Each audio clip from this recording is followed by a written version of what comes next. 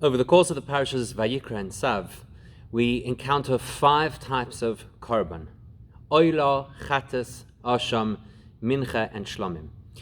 And what we're going to see in this parashat Tzav is that on each of those 5 occasions, the Torah uses the expression v'zois toiras, and these are the laws of those particular korbanos. Now, if you have a look in Toras Kohanim, you'll see that each time that it says zois toiras, the Chachamim learn that it teaches us a specific halacha about one of these 5 korbanos. Yet, when you look at Rashi, you'll see that Rashi only does that for 2 out of the 5, and the other 3 he leaves unexplained. So we have to wonder why, because usually Rashi will explain an expression unless it is self-evident or unless he's already given us information about it. So maybe what Rashi intends is to say, here are a couple of examples. Let me get you started, that you notice that Zois Toras always means that there is more information than what meets the eye. And you go out and research that, but we'll discover that firstly, practically it doesn't seem to be the case, and secondly, Rashi addresses a 5-year-old, and much of the information that he should be exploring isn't going to be immediately accessible to him. So that cannot be an explanation. Instead, what we're going to discover is that the word Toras only really needs to be explained if it doesn't seem to make sense in context. Zois Toras, I'm about to tell you information.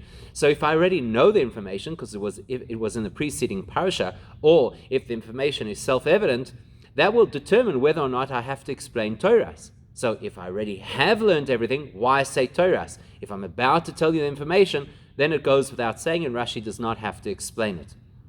And what we're going to discover through the course of this exploration of ours is we'll actually discover that there are 2 kinds of Zois Toras, the 2 ways that the Torah could add further information. Either it could introduce a new brand of a korban or new details within an existing korban, and from that we come to learn a very interesting principle about the difference between kamos and eichos, how you measure things in quantity versus how you measure things in quality, with a powerful spiritual lesson for us that sometimes quantity does impact quality.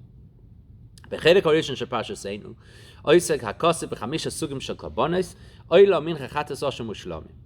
the early part of this week's parasha, the Torah outlines the 5 major types of korbanos.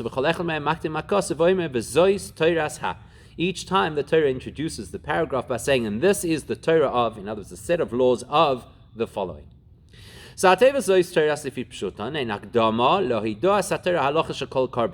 At face value, when the Torah says Zois Toras, it's telling you these are the laws. I'm about to tell you the information that you have to know about this korban. Now,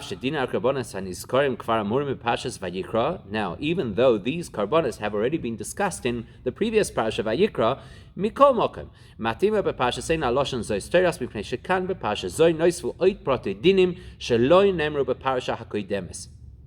Nevertheless, in spite of the fact that all 5 of these korbanos have already been taught to us, it is appropriate to say Zois Toras in each case here, because we're going to discover further details or information about these korbanos that we did not previously know. So that's the face value version. Zois Toras, I'm going to tell you information you did not already know. However,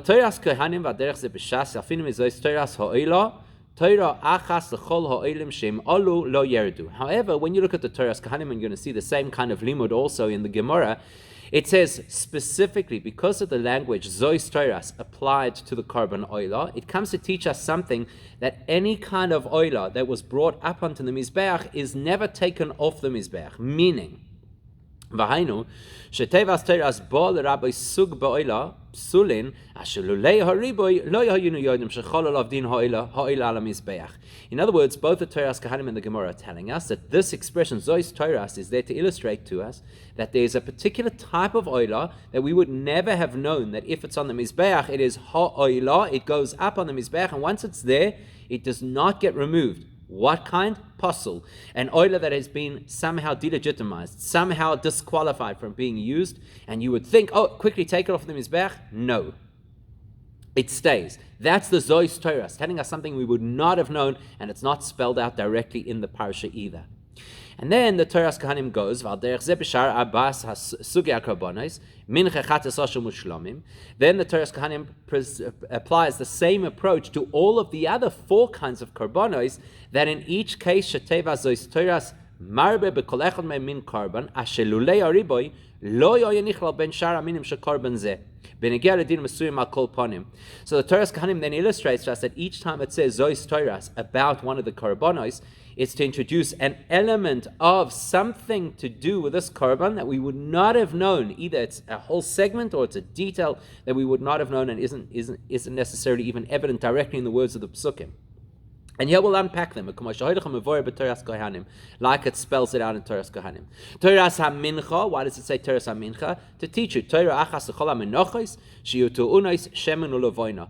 To tell you that there is a common denominator across every kind of mincha, because we do see that there are various kinds of mincha, that they always need olive oil and they always need the ingredient called levoina. Which means, the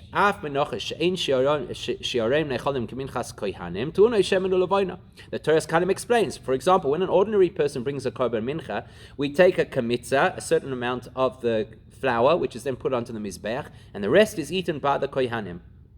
But if a kohen brings a korban mincha, the whole thing is burnt on the mizbeach and nobody gets to eat from it. So you'd think, okay, in that case, if nobody's eating, it doesn't need the shemen and levoina, it doesn't need those ingredients.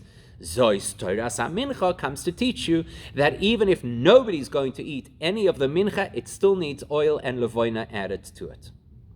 Torah's achatos says the Torah's kalim Torahas l'chol chatois sheyehei damam ta'un kibus. What do we learn from Torah's chatos? That there is a common law across all kinds of korban chatos, that if the blood gets onto a person's clothing, onto the person, the clothing have to be immersed. They have to be cleansed. Shafilu chatois hapnimiyos she'eino nechalois damam ta'un kibus. And the logic over here is that even those rare kinds of korban chatos where the blood is brought inside the kodesh hakodashim, like for example in Yom Kippur, or inside the kodesh, like various other korbanos brought on behalf of the community. So even though nobody gets to eat those korbanos, still, the blood of those korbanos, if it gets onto a person's clothes, the clothes have to be immersed and cleansed. Teras ha'asham, terachas ha'chol ha'shama, shehei damam nitin lemata, she'af asham metzera damoy nitin lemata. Then the Torah's Kohanim tells us that when it says Teras ha'asham, it's to teach you that when they have to sprinkle the blood of a korban onto the mizbeach, certain korbanos have to be sprinkled above what's called the chut hasikra, the dividing line around the mizbeach, and certain bloods beneath the chut hasikra. So the blood of a korban asham is always put underneath, always sprinkled underneath the chut hasikra, even the asham that a metzora brings at the end of his period of purifying himself from tzoras. And the reason we have to know that is because the Torah compares the asham metzora to a korban chatos, and usually the blood of a korban chatos is sprinkled above the line. So the chidush innovation over here is that a korban asham, despite being compared to a chatos, every korban asham will have the blood sprinkled beneath the line. And what do we learn from Torah's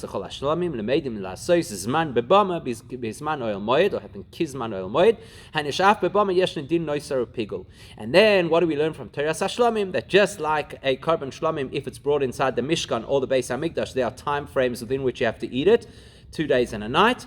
And after that it becomes noisar, leftovers, which have to be destroyed, or pigul, which means if the person had the intention that they were going to eat outside of that time frame, they would actually disqualify the korban up front, and they would transgress a prohibition of the Torah.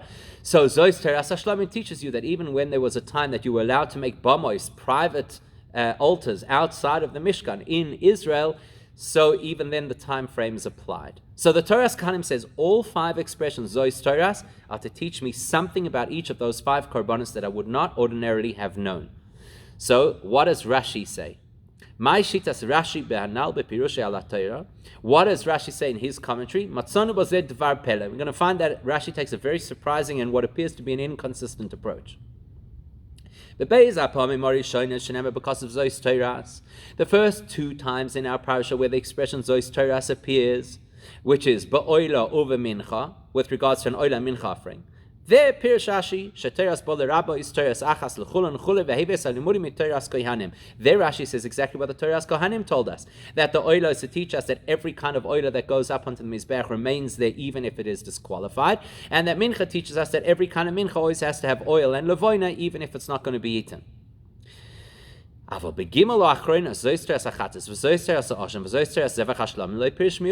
next three, where it talks about the korban chatas, the asham, and the shlamim, and it says zois toiras, Rashi doesn't say one word of commentary. So that appears to be both strange and inconsistent. But doesn't seem to make sense. Im Rashi noiket shetevas toiras hi riboy, hayetzorich lefaresh ma toichan riboy mizois toiras af gimel hakarbonos acharonim chatas asham u'shlamim. If Rashi goes with the view that the words Zois Toiras always comes to include new information we would not have known, and that's why he says what the new information is by Oila and Mincha, then logically, why does he not do the same for Chatas, Asham, and Shlomim? On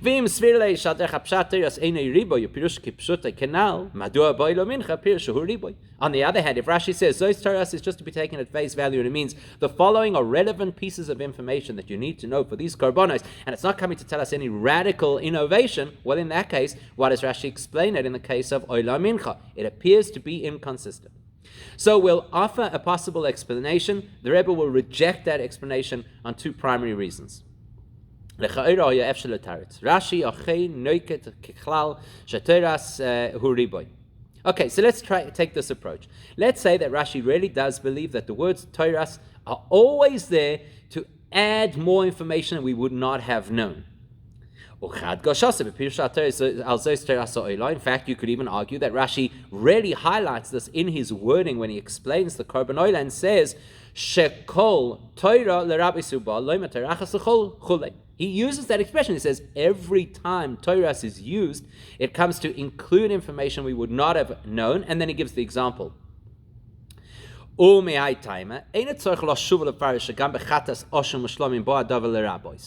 Rashi has already established the principle, which is that the word Toiras always comes to include new information, then he doesn't have to spell it out for us in all 5 cases. But Ashlam, Ein tzarich loshuv lefarsh shagam bechatas Ashlam u'shlamim ba'adav le'rabbis v'semich ala talmid sheyichapes v'imtze b'atzma ma'u toichan achidush v'aribim mitevas teres b'chol echad mehem.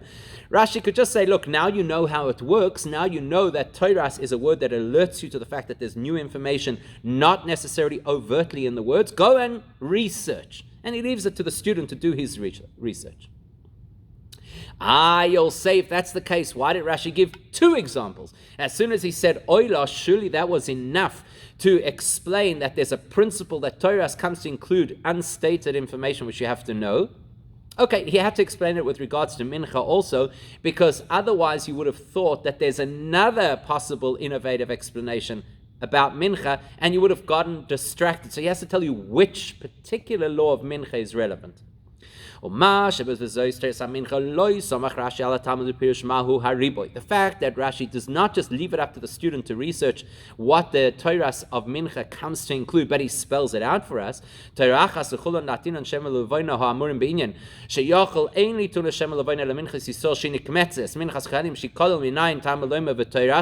says exactly as the Toiras Kohanim had told us, that you would have thought only menachos that are eaten, that's when you add oil and levoina. But if a kohen brings a korban mincha and it's not going to be eaten, you would exclude those ingredients. Talmud loimar. Therefore, the Torah said the word Torah to teach us every single mincha has shemen ulevoina. The reason Rashi had to spell it out is because you may have mistaken and thought that the word Torah over here does come to teach us further information about mincha, but a different piece of information. Because the Gemara Menachos tells us that the word Zois Toras HaMincha teach us Torah Chasachol HaMenachos she'af Menachos deloi k'siva deloi nichtavem beferish adin she'shiorei ne'echol min l'kohanim k'goyin minchas choite harei shiorei ne'lakohanim. The Gemara learns that Zois Toras comes to teach us that even if there is a korban mincha where it is not explicitly stated that the leftovers would be eaten by a kohen after the kmitza is taken, the rest of the mincha would be eaten by a kohen. So even if it's not stated, Zois Toras comes to include that every single mincha, unless it's actually brought by a kohen, is always eaten by kohanim. So when you come across the minchas choite, a sinner who has to bring a korban mincha, and it doesn't say explicitly in the Torah that kohanim get to eat the mincha, you should know that kohanim get to eat the mincha. וכדי שלא ניתן לו למשל דרך הפשט תורת המנחה מר בדין שרן לכהן במנחס חוטא כהלפוסה בגמרא, so because Rashi does not want us to think that in the pshat simple understanding of the pasuk Zois Torah comes to teach us what the Gemara had to learn and derive and teach us, that every single mincha has its leftovers eaten by kohanim. So therefore, Hetik Rashi bepirush Drashas Toras Kohanim. Therefore, Rashi dafka mentioned the explanation according to Toras Kohanim, which is that Zois Toras HaMincha comes to teach me that every mincha has oil and levoina added to it. וכפי שכבר פירש רש"י לעיל, שהדין הנ"ל שבש"ס, שאף מנחס חוטא שיעורר נאכל לנלמד לפי פשוטו מן הפסוק בפרשה כי דמס ואויס על הכהן כמנחה. In fact, in the previous parasha, Rashi already told us that when the Torah says that it shall be for a kohen like a mincha, the Torah has already told us in pshat that a kohen always gets to eat the leftovers of a mincha. I don't need to learn it here from a hint in Zois Torah. Okay, so maybe that's how it is. Maybe Rashi's explanation is, I'll give you one example just to get you thinking, and you'll go research the other examples and try work out what Zois Teras comes to include. Oh, hang on a second, let me spell it out for you with a mincha, because there are two options, and I need to be sure that you understand that the pshat interpretation is the option brought in Teras Kohanim, not the option brought in the Gemara. However, the Rebbe says there are two reasons to reject this possible explanation. There are a couple of reasons why this explanation is insufficient. Number one, שדין מנחס חוטא ששיעורר נאכל נלמד מפסוק בפרשת ויקרא אינו צורך להשמיענו שלא יזהו דין המשרה בתרס המנחה. One second. If Rashi already told us that the pasuk in Vayikra is the one to teach us that every mincha the kohanim eat the leftovers, then that automatically means I don't need to know it from this pasuk. So I would never have been misled into misinterpreting Zois Teras HaMincha. So Rashi, you've already explained it. Cannot be the reason why you're explaining it again. But more importantly, Vayikra.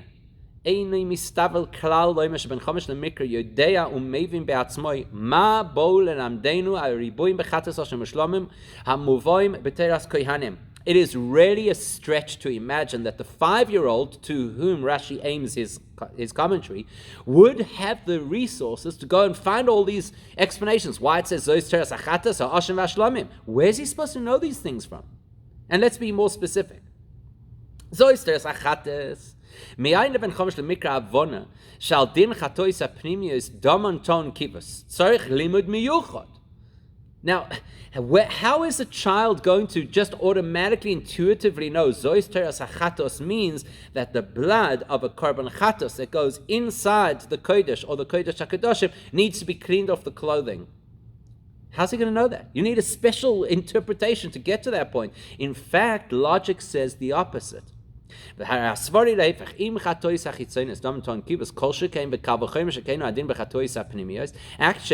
the fact that I need a special pasuk for it, why don't I just use logic? If blood from a korban chatas that is sprinkled on the outer mizbech, if that kind of blood could contaminate my clothes, in other words, or make my clothes holy or whatever it is that they have to be immersed and cleaned, surely then a more serious korban chatas, where the blood is brought inside, so it's obviously a higher level of korban chatas, surely I'd have to clean my clothes. So just parenthetically, just to explain how the Toras Kohanim got to the thinking in the first place, that you have to explain that the blood of a korban chatas brought inside the Beis Hamikdash has to be cleansed. So it says, "Ma'im koche kadoshim sheshovel chatois achitzonis limriko shtifa lo yishovel lekibus chatois apnimius shelo yishovel limriko shtifa ein edin shelo yishvol lehem lekibus." So the whole logic behind it works like this: koche kadoshim, which is the highest form of korban that exists. We say koche kadoshim like an oila is similar to a korban chatas in the sense that the kalim vessels that are used in the Beis Hamikdash to produce those korbanos have to then be put into boiling water and rinsed off as a form of cleansing that blood and whatever else was in it out of those kalim. And yet, those bloods of those koche kadoshim, you don't have to clean your clothes. So now, if chatois apnimios, those chatois apnimios, meaning to say those special kinds of chatos that we're describing over here, where the blood is sprinkled inside the kodesh or the kodesh hakadoshim. Now there we don't require you to clean the vessels. how much more so is it logical that we shouldn't require you to clean your clothes? Now you cannot tell me that Rashi imagines that a 5-year-old student is going to work out that logical problem on his own and therefore realize that the Torah had to spell it out in a pasuk that you have to clean your clothes if they get the blood of chatois primius on them. I mean, is it really feasible that a 5-year-old will work out the correlation between the kal v'chomer of kodesh kadoshim to chatois primius? I mean, many of us are probably already stymied just by trying to work out that kal v'chomer. Especially because the parallel, the connection between the Kodesh Kadoshim and Chatois HaPnimius is all about how you treat the vessels that had been used in the process. Rashi doesn't even discuss that, so how's the child supposed to know this? So it's far-fetched to imagine that the child would appreciate why it has to say Zois Teras Achatos without it being told to him. Likewise, Zois Teras Ha'asham. What did the Toras Kahanim say is the inclusion of Zois Teras Ha'asham, that Asham Mitzorah Niska B'Kosav L'Yishen Rak La'alon B'Pashas Mitzorah. The Toras Kahanim told me that it's to teach that an Asham Mitzorah, the blood, is also sprinkled below the line. Now we don't know about an Asham Mitzorah yet. We're only going to get there in Pashas Mitzorah, which is still a few weeks away. Is it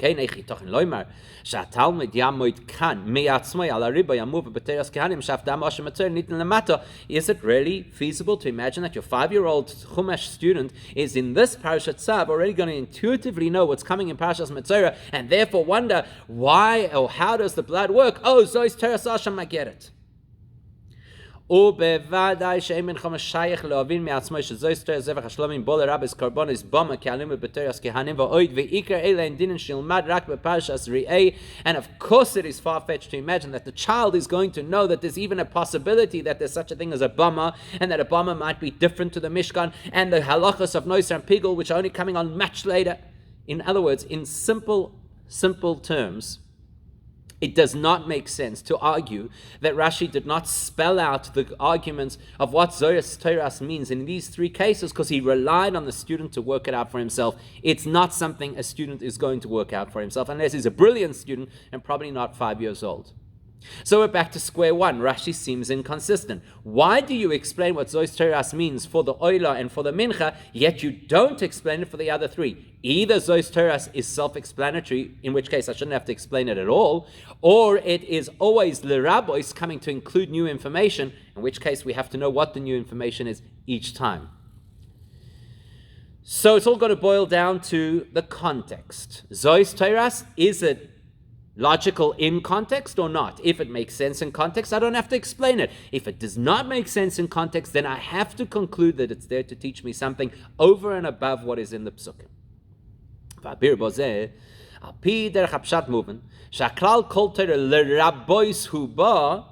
The concept, obviously, when Rashi said with regards to the Oila that any time the word Toras is used, it comes to include new information. Obviously,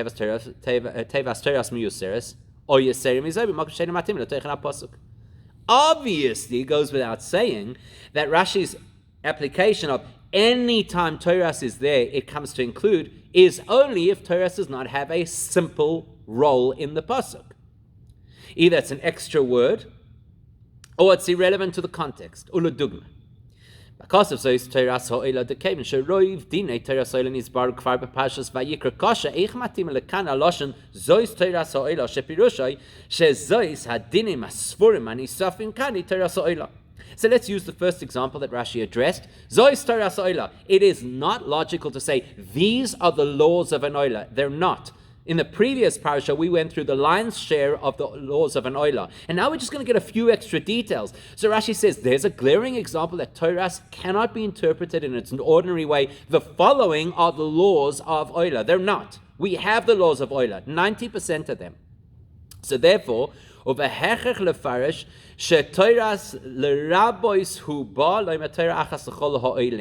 we have no choice but to say, here's the word Toras, not fulfilling its ordinary function to say the following are the laws of. So I have to therefore conclude that it is l'rabois, that it's coming to include something I did not already know. What did I not already know? That kol ha'oilin lo yerdu, that anything that goes up onto the mizbeach b'toras oila never comes down. V'aderech zeh b'zois teres hamincha, b'zois teres hachatas, asher rov dinim nisbo kvar b'pashas vayikra, pashas ein nois v'rakdinim noisafim. And so it is obvious also that when it says zois teres hamincha, it can't be these are the laws of mincha, because vayikra gave me the laws of mincha. So it must be to include something. To include what? That shemen u'lavoina belongs in every mincha.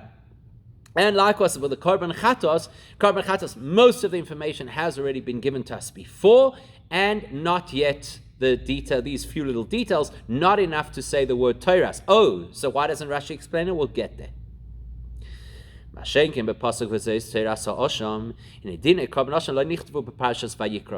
But when you get to the point where it says the following are the laws of Asham, we say, okay, we don't know the laws of Asham, we haven't been taught them yet, we haven't discussed them in Parashas Vayikra, this is appropriate. Let's talk about it.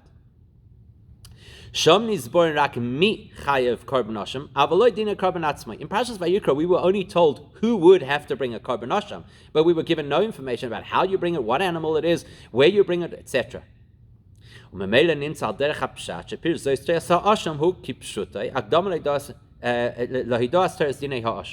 So therefore it goes without saying that Zois Teres Asham face value. The following are the laws of what an Asham looks like and how it is brought. Likewise, when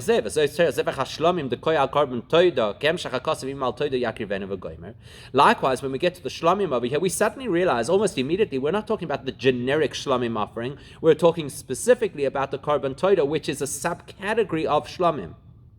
As the Torah says, Im al Toida, that we're going to discuss a Toida. Now we don't know the halachas of a Toida yet. In a Korban Toida in a Muska Klal b'Parshas Vayikra, Umemela Zois Torah Zevach HaShlomim Eine Riboy Elo Pirusha Kipshuta Kenal. So we have not heard any of the details about a Korban Shlomim, a Korban Toida. So now we're getting those details. Zois Torah works. So effectively, if you look at it, we have two that need explanation.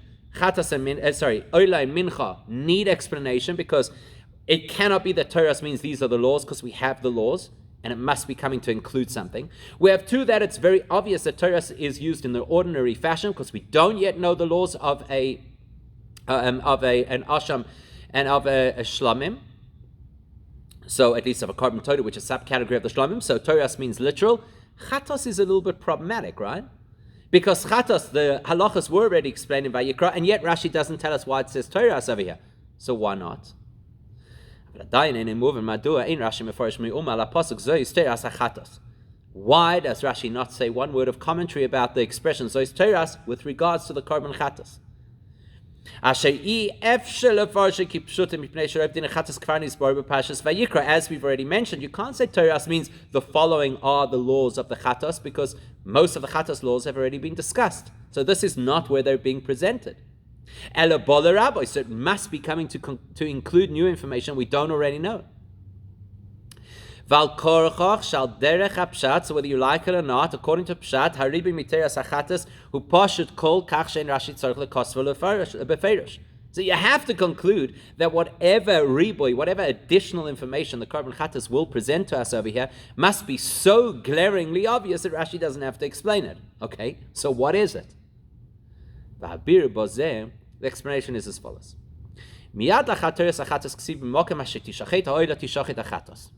The very first thing that we learn after it says Zois Teres HaChatos is that the location where Korban Chatos is slaughtered is the same location in the north of the Mishkan or Beis HaMikdash, north of the Mizbeach.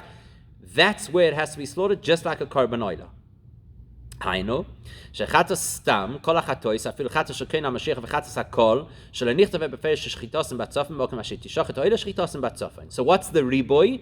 That the common theme of all korbanos chatos is that they are brought in the north, even those where it's not spelled out clearly in the Torah. So as we've seen, Torah always comes to include something that applies across the board to the entire type of korban, even if it hasn't been stated obviously. So here too, every korban chatos will be sacrificed, slaughtered in the north. Why do we need to know this? There's one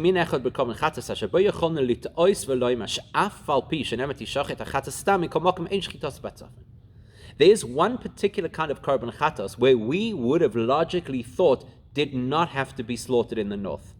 Which one is it? It's a korban oila v'yored, which is where a person has to bring a korban chatas, but it is relative to what they can afford.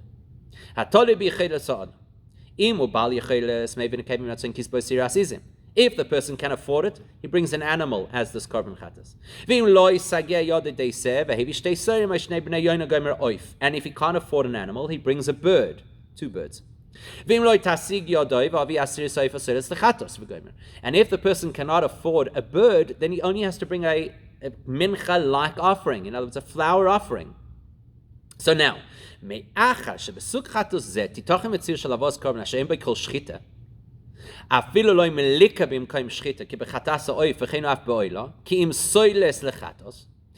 this class of chatas includes the possibility of a version that does not require slaughter at all, not even melika, which you do to a bird. It's flour. So you would have thought, you would then think, you know what? It's quite likely that shechting is not fundamental to the process of atonement through this particular kind of korban chatas.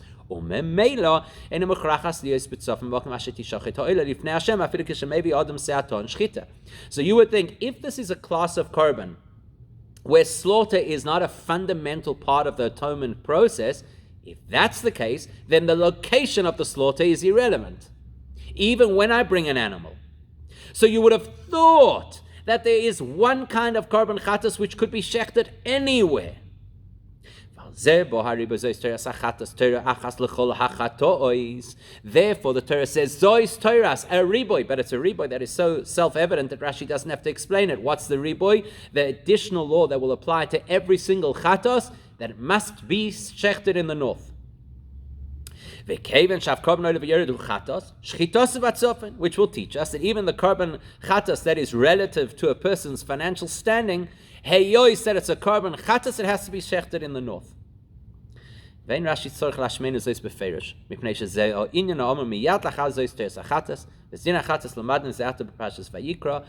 doesn't have to explain it, because Rashi knows we'll recognize Toras is a riboy in this case, because we've learned most of the halachas of chatas in the previous parasha, and the Torah has led us directly into what it's talking about. So I don't have to tell it to you. You can see yourself what the riboy is. It's just that this will then raise a question in its own right. So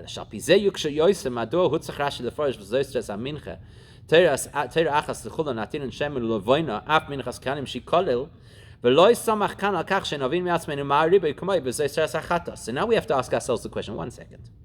We get it, we know why Rashi had to explain Zois Teras Ha'oila, because it's very surprising to use the expression Zois Teras about a korban that was explained in great detail already previously, and the riboy that it's going to teach us is not immediately obvious. We now understand why Rashi has to explain Zois Teras, why he doesn't say a word about Zois Teras Evach and Zois Teras Ha'asham, because it's self-evident. This is the first time we're getting introduced in the information. We even understand why Rashi does not explain Zois Teras Hachatos, because he knows that we're going to realize at this point that a Teras is a lashon of riboy, because we've already got all the halachas before, and the minute you'll start looking for what the riboy is, you'll see it straight away in the next words of the pasuk, so you're good. So why did he have to spell it out for us in the case of the mincha? Do the same thing. Say, okay, we learned most of the halachas of the mincha previously, so Zois Teras is a riboy, it has to come include something. What do we see? Oh, we see shemen and levoina, let's work it out on our own. And say that every single mincha requires shemen and levoina, even if nobody's going to eat any of it. So the explanation is this. Aderech hapshat mistava shezois Teras bol rabes Torah achas lechol dafkim negel ledinim or amurim beparasha zoi guf lachar gdama Zois Teras gomer. Logic will tell you that Zois Teras, logically in pshat, must refer to information that will follow, and will follow in this conversation, in this parasha. In other words, the logic would say we're about to somehow in this parasha, we're going to learn a halacha, and we'll then extrapolate that halacha to all the various cases of this particular korban. But now that we're talking about the korban mincha,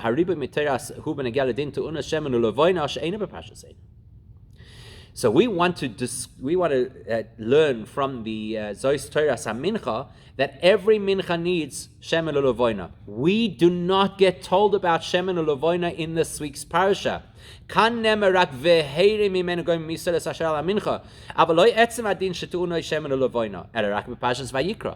this week's parasha it tells us the concept of taking out the kmitza, and that the kmitza has to include part of the shemen and levoina. But it doesn't tell us in this parasha that in the first place you should put shemen and levoina. That was in last parasha.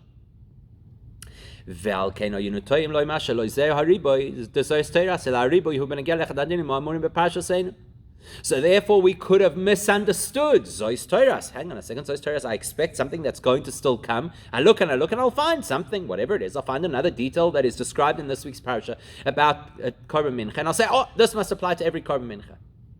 So therefore, Mashmeinu Rashi, Shariba Yehuben and Galadin Zeh, that's why Rashi has to speak up and has to say, look, it's not usual. It's not common that Zois Toras will be retroactive and refer to information we've already previously learned, but in this case, that's how it is. Plus,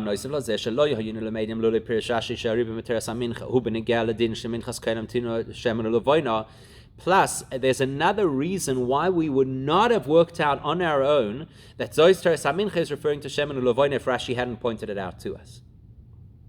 Because of the order of how things appear. The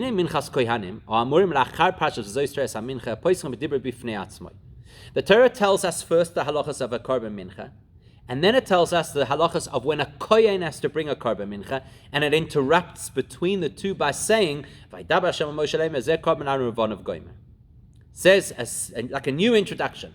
And Hashem said, which almost sounds like it's a new conversation. We had a conversation about mincha, and now we're having a new, fresh, independent conversation about the mincha of a kohen.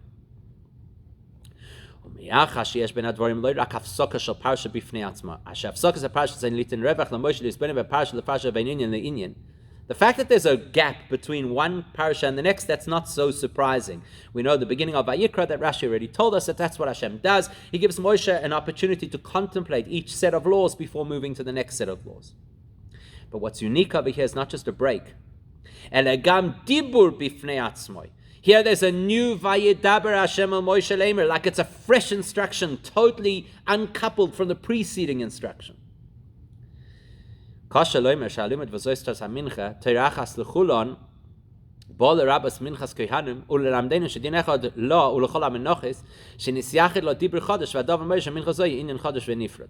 It's difficult to imagine that Zois Teres HaMincha is going to link a law of a regular mincha to the law of the Kohen. So the law of a regular mincha is the Kohanim are going to eat it, so Shemen Ulevoino. The law of a Kohen's mincha is nobody's going to eat it, so we'll link it and say, also Shemen Ulevoino. It's difficult to work that out on your own from Pshat because they seem divorced. Vaydaber, there's a separation, there's a mechitza between the two sets of laws. Of a mikol shekein mizeh shafilu suga karbonis shaynim mincha asham mishlam lo nechruku zeh mizeh kolecha b'dibur b'fnei atzmai vein benem elehefsek shel parasha chadosha. It's interesting because when you see different types of karbonis, they're not separated by a new vayedaber that Hashem spoke. They're separated just by a break. So the fact that here the Torah puts in a vayedaber Hashem makes it sound like the separation between minchas kohen and regular mincha is even more extreme than the separation between a mincha and, let's say, a chatas or an asha. So therefore Rashi had to spell it out for us and had to explain to us because we would not have worked it out on our own. So, in summary, Korban Oila, he had to explain to us just to teach us the principle that Torah is a riboy. Korban Mincha, he had to explain to us because we would get completely waylaid and not know actually what the riboy is. Korban Chatos, he doesn't have to explain to us because we'd know there's a riboy because Chatos, we've been given all of the information in the previous parasha, so we know Zois Torah is not literal, and we'd find the riboy by reading the next few words that it's where you shecht every single Korban Chatos, and the last two, we don't need any explanation because this is the first time we're getting the details of an Asham and the details of a Toida, so Zois Torah is literal. So Pikala Nal Nimtza, we're now going to see that actually there are two ways in which a riboy could work. There are two kinds of riboy that the Torah might have offered us when it says there's more information than what meets the eye. So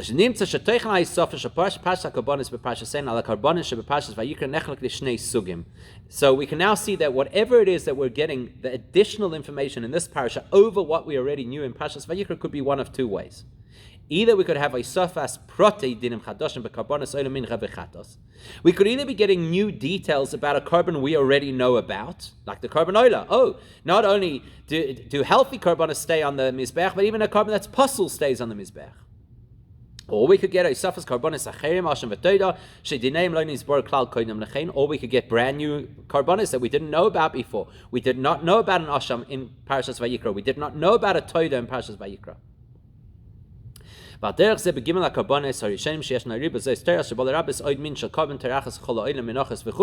truth is, even the first three, we could actually say it's teaching us elements that we did not know before.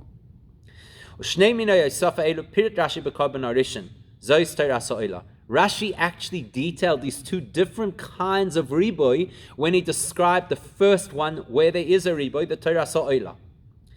What does he say?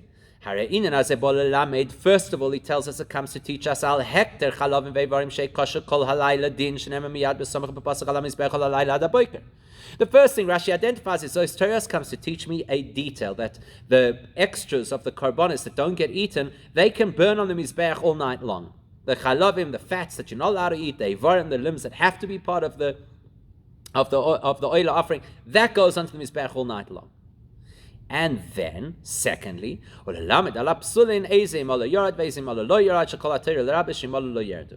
then the second thing it comes to teach us is that there's a principle that certain karbonis, when they go onto the mizbech, if they are disqualified, you have to remove them, and others, once they're on the mizbech, they're on, and that's what you learn about an oila, that kol oila is any kind of oila offering, once it's on the mizbech, you never take it off. So effectively, we could say that the two groups of riboy, the two types of extra halachas that you could learn about a carbon, could be either you're learning more about the quantity of the carbon or about the quality of the carbon. In other words,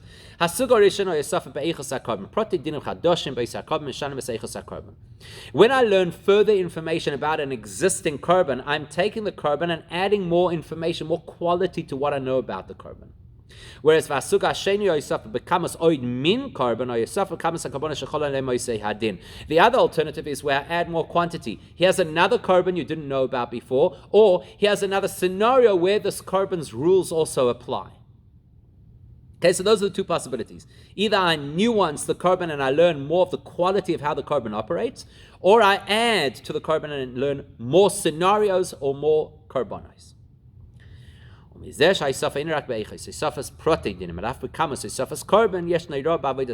fact that the Torah gives us the possibility of learning not only more details of an existing carbon, but new carbonos too, that has a great lesson for us. Generally speaking, physical things are primarily measured in quantities, and spiritual things are primarily measured by quality. So here's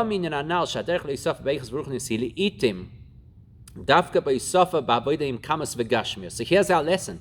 Sometimes you add spiritual value dafka by adding physical quantity. Most people don't think that. Most people think spirituality is increased with more spirituality. But here we're learning that sometimes spirituality, which is quality, is increased with added physical.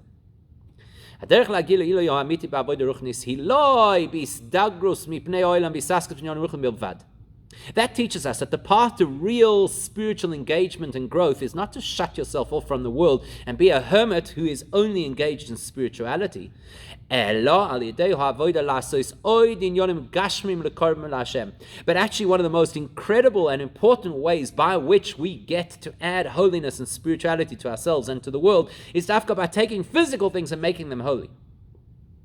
And that's one of the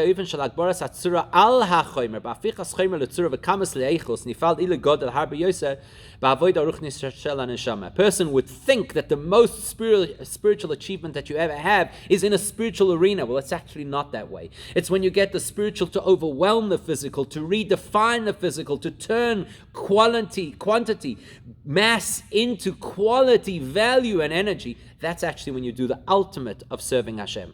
Our job in this world is not to run away from the world and live in a spiritual utopia. Our job is to take the world and transform it into something of holy value. One of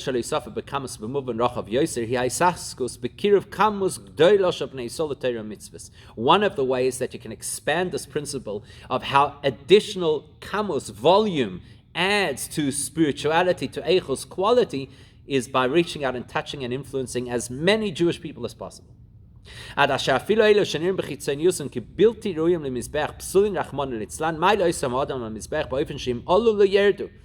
point that you even touch those Jews who some might claim are apostle, disqualified from being Jewish, and you get them onto the Mizbech, and you don't only get them onto the Mizbech, but as Rashi says, you get them to a point of connection and holiness that they can never go back from.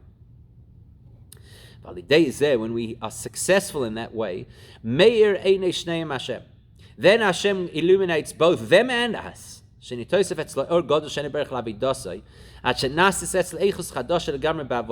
has an impact on us when we influence as many people as possible to bring them close, to bring them onto the Mizbeach, to elevate them in a way that they'll never turn back. It adds to our own avodah. And in a totally different, not quantity of avodah, but quality of avodah. That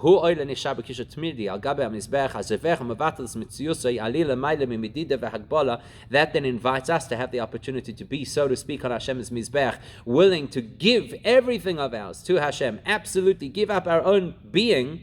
As